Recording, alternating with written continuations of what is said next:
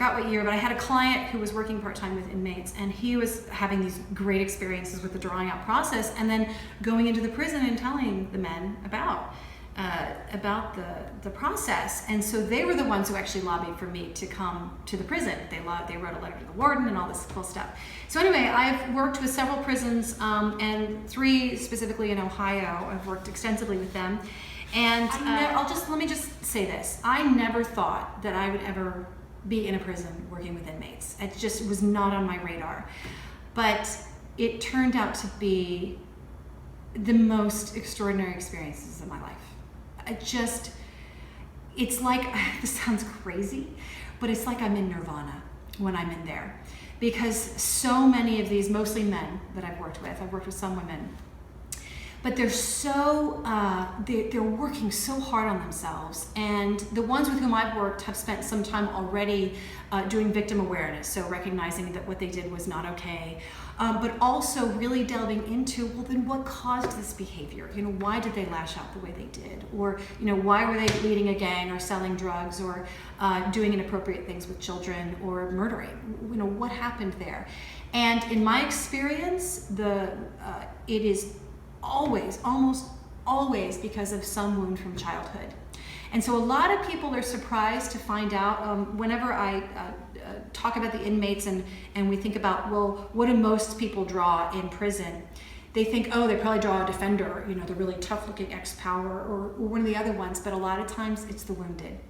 It's that little child inside of them that was wounded so many decades before, that those other parts of them lashed out as a way of just trying to protect the child.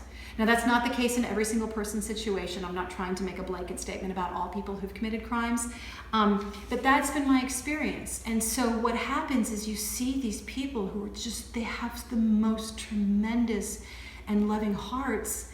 They've just been through so much trauma and abandonment and abuse that's what they were steeped in, and so therefore that's what they knew, and then therefore that's how they behaved. So just to use a few examples, let's see, well, this one, where did it go? Oh, this guy, this man, this was his first drawing, and it's all very scattered and a lot going on. Meth and cocaine, power, alcohol, love, friends, acceptance, sex, all these different things, all these different faces. And so for me, when I'm working with someone doing the drawing out process, I really want to identify more just one or two, like what's underneath all of this. And so sure enough, with him, it was this little boy that he called Midnight Rider, and curled up in a corner and dark and sad and crying. And then he wrote this story about, how, wish my mom, I only see her on the weekends and she's very busy, but I just want to be held. I want her to spend quality time with me. So as a child, he really felt very neglected and abandoned in certain ways.